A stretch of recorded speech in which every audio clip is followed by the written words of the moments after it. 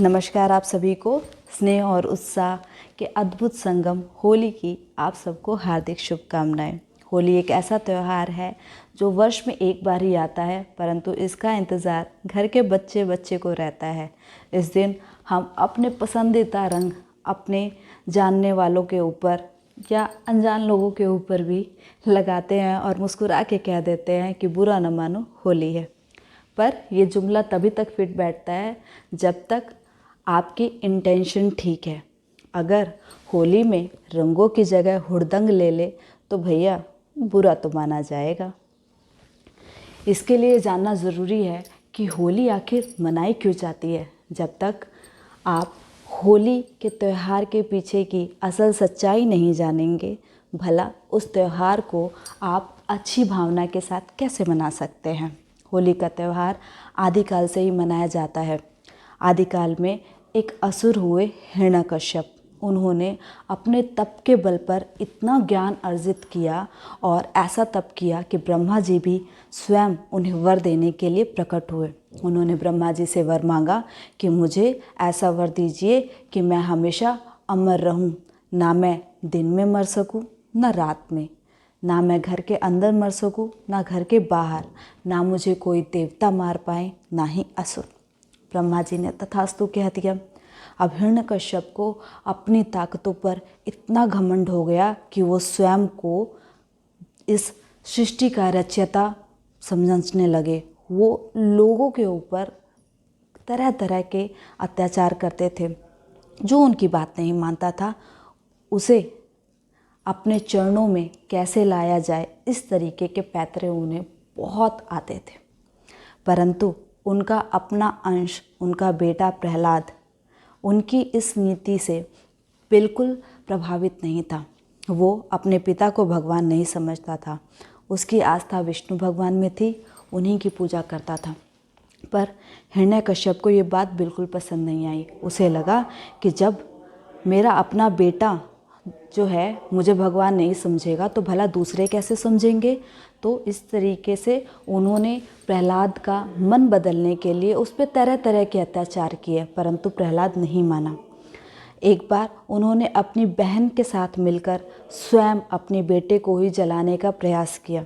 उनका अहम इतना बड़ा था कि उन्हें ये तक एहसास नहीं हुआ कि वो मेरा अपना बेटा है, भला मैं उससे मृत्युदंड कैसे दे सकता हूँ। उनकी बहन का नाम था होलिका। उसको एक वरदान था कि वो आग में नहीं जल सकती।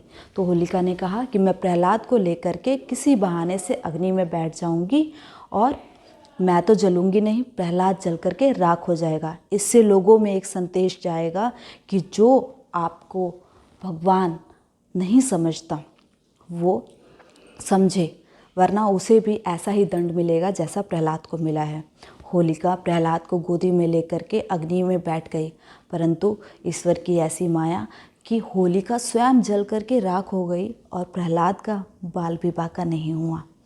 उस दिन के बाद से लोगों ने हिरण्यकश्यप के बारे में तरह तरह की बातें करना शुरू कर दिया। एक दिन गुस्से में आकर के जब हिरण्यकश्यप अपने दरबार में बैठे थे, उन्होंने प्रहलाद को मारने की कोशिश की। उन्होंने पूछा, अच्छा मैं भगवान नहीं हूँ तो भला कौन भगवान है। उसने कहा, भगवान तो सृष्टि के कण कण में हैं, इस महल में भी हैं, इस राज दरबार में भी हैं। हिरण्यकश्यप ने अपनी गदा उठाई और एक एक चीज़ को तोड़ना शुरू कर दिया। तभी वहाँ पे विष्णुदेव नरसिंह का अवतार लेकर के प्रकट हुए और उन्होंने संध्या के समय हिरण्यकश्यप का पेट फाड़कर उसे स्वर्गलोक पहुँचा दिया। खैर, उनकी मृत्यु का तो इस त्यौहार से कोई लेना देना नहीं है, परंतु जो होलिका की मृत्यु हुई उससे ज़रूर ये संदेश जाता है कि जिस तरीके से होलिका बुराई का प्रतीक थी, परंतु प्रहलाद बच गए क्योंकि वो अच्छाई का प्रतीक थे।